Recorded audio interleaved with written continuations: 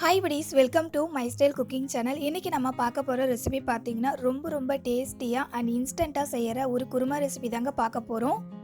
இந்த குருமாவை நம்ம இட்லி, தோசை, பூரி கூட வச்சு சாப்பிடும்போது அவ்வளோ ஒரு சூப்பரான டேஸ்ட்டில் இருக்கும். buddies, வீடியோக்குள்ளே போகிறதுக்கு முன்னாடி நீங்கள் இன்னும் மை ஸ்டைல் குக்கிங் சேனலை சப்ஸ்கிரைப் பண்ணலை அப்படின்னா இந்த வீடியோ கீழே இருக்கிற ரெட் கலர் பட்டனை கிளிக் பண்ணி சப்ஸ்கிரைப் பண்ணிக்கோங்க. கூடவே பக்கத்தில் இருக்க பெல் ஐக்கானையும் கிளிக் பண்ணிவிட்டு ஆல் அப்படின்ற ஆப்ஷனையும் செலக்ட் பண்ணி வச்சுக்கோங்க. இப்போ வாங்க buddies, ரெசிபிக்குள்ளே போகலாம். இந்த குருமா செய்கிறதுக்காக முதல்ல நம்ம ஒரு மசாலா ரெடி பண்ணிக்கலாம். அதுக்காக ஸ்டவ் ஆன் பண்ணிவிட்டு ஒரு கடாய் வச்சுக்கோங்க. அதில் 1 டேபிள் ஸ்பூன் அளவுக்கு எண்ணெய் சேர்த்துக்கோங்க. எண்ணெய் சூடானதுக்கு அப்புறமா ஒரு 10 சின்ன வெங்காயம் எண்ணெயில் சேர்த்துக்கலாம். சின்ன வெங்காயத்துக்கு பதிலாக நீங்கள் ஒரு மீடியம் சைஸ் வெங்காயத்தை சின்னதாக கட் பண்ணி கூட சேர்த்துக்கலாம். இப்போ இதை நம்ம எண்ணெயில் சேர்த்துக்கலாம். அடுத்தது இது கூடவே ஒரு 2 பச்சை மிளகாய் சேர்த்துக்கலாம். காரத்துக்காக நம்ம பச்சை மிளகாய் மட்டும்தான் சேர்த்துக்க போகிறோம். அதனால் காரத்துக்கு ஏற்ற போல் பச்சை மிளகாய் சேர்த்துக்கோங்க.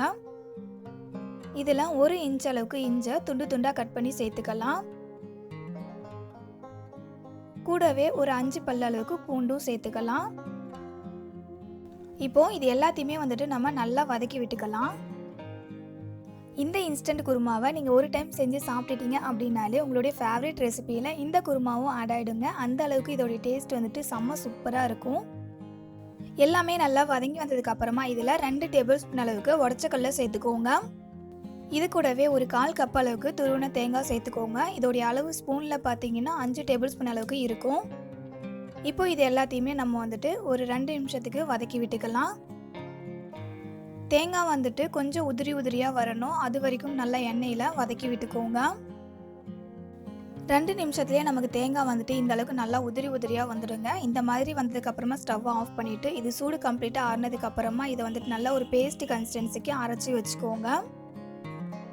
அடுத்தது அதே கடாயிலே ஒரு 2 டேபிள் ஸ்பூன் அளவுக்கு எண்ணெய் சேர்த்துக்கலாம். எண்ணெய் சூடானதுக்கு அப்புறமா 1/4 டேபிள் ஸ்பூன் அளவுக்கு பெருஞ்சீரகம், 1/4 டேபிள் ஸ்பூன் அளவுக்கு கடுகு உளுத்தம் பருப்பு சேர்த்துக்கோங்க. கடுகு பெருஞ்சீரகம் பொரிஞ்சு வந்ததுக்கு அப்புறமா இதில் 2 மீடியம் சைஸ் அளவுக்கு வெங்காயத்தை கட் பண்ணிட்டு சேர்த்துக்கோங்க. வெங்காயத்து கூடவே ஒரு 2 கொத்து அளவுக்கு கறிவேப்பிலை சேர்த்துக்கலாம். அடுத்தது ஒரு 10 புதினா இலை சேர்த்துக்கோங்க. லாஸ்ட்டாக இது கூட ஒரு பச்சை மிளகாவை 2ஆக கட் பண்ணி சேர்த்துக்கோங்க. இது எல்லாத்தையுமே நம்ம வதக்கி விட்டுக்கலாம். வெங்காயம் நல்லா வதங்கி வரணுன்றதெல்லாம் இல்லை. வெங்காயம் ஒரு கண்ணாடி பதத்துக்கு வதங்கி வரும். அது வரைக்கும் நல்லா வதக்கி விட்டுக்கோங்க. இந்த குருமா செய்யும் போது பார்த்தீங்கன்னா பெருஞ்சீரகம், அதுக்கப்புறம் புதினா, இது ரெண்டுத்தையுமே ஸ்கிப் பண்ணாமல் சேர்த்துக்கோங்க. இது ரெண்டுமே இந்த குருமாவுக்கு நல்ல ஒரு டேஸ்ட்டும் வாசனையும் கொடுக்கும். வெங்காயம் கண்ணாடி பதத்துக்கு வதங்கி வந்துடுச்சுங்க. பார்த்தீங்கன்னா இந்த அளவுக்கு வெங்காயம் வதங்கி வந்திருக்கணும். வெங்காயம் இந்த அளவுக்கு வதங்கினதுக்கு அப்புறமா இப்போ இதில் 2 மீடியம் சைஸ் தக்காளியை கட் பண்ணிட்டு சேர்த்துக்கலாம். தக்காளி நல்லா குழஞ்சி வதங்கி வரணும். அது வரைக்கும் தக்காளியை நல்லா வதக்கி விட்டுக்கலாம். பாருங்கள், தக்காளி நல்லா குழஞ்சி வந்துடுச்சுல்ல. இப்போது இந்த ஸ்டேஜில் நம்ம ஃபஸ்ட்டே வதக்கி அரைச்சி வச்சுருக்கோம்ல மசாலா, அதை இது கூட சேர்த்துக்கலாம். மிக்ஸி கப்பில் கொஞ்சமாக தண்ணி சேர்த்துக்கிட்டு அந்த தண்ணியுமே இது கூட சேர்த்துக்கோங்க. சேர்த்துக்கிட்டு இதை நல்லா ஒன்றா கலந்து விட்டுக்கலாம். எல்லாத்தையுமே நல்லா ஒன்றா மிக்ஸ் பண்ணி விட்டதுக்கு அப்புறமா இந்த குருமாவுக்கு தேவையான அளவுக்கு தண்ணி சேர்த்துக்கலாம். உங்களுக்கு எந்த அளவுக்கு குருமா வேணுமோ அந்த அளவுக்கு தண்ணி சேர்த்துக்கோங்க. ஸ்டார்டிங்கில் குருமாவுடைய கன்சிஸ்டன்சி எப்படி இருக்கணும்னா நல்லா தின்னாக இருக்கணும். அப்போ தான் லாஸ்ட்டாக குருமா ரெடி ஆகும்போது நமக்கு கரெக்டான அந்த குருமா டெக்ஸ்சருக்கு கிடைக்கும். இப்போது குருமாவுக்கு தேவையான அளவுக்கு உப்பு சேர்த்துக்கலாம். நான் 3/4 டேபிள் ஸ்பூன் அளவுக்கு உப்பு சேர்த்துருக்கேன். உப்பு சேர்த்துட்டு நல்லா கலந்து விட்டுட்டு உப்போடைய டேஸ்ட்டு கரெக்டாக இருக்கான்னு செக் பண்ணிவிட்டு சப்போஸ் கம்மியாக இருந்துச்சு அப்படின்னா உப்பு கொஞ்சம் கூட சேர்த்துக்கோங்க. குருமாவுடைய டெக்ஸ்சரை பாருங்கள். இந்த அளவுக்கு நல்லா தண்ணியாக இருக்கிற போல் ஸ்டார்டிங்கில் குருமாவை ரெடி பண்ணிக்கோங்க. இப்போ அந்த குருமா நம்ம ஒரு 5 நிமிஷத்துக்கு மட்டும் கொதிக்க விட்டால் போதுங்க. நம்மளுடைய சூப்பரான டேஸ்டியான குருமா ரெடி ஆகிடும்.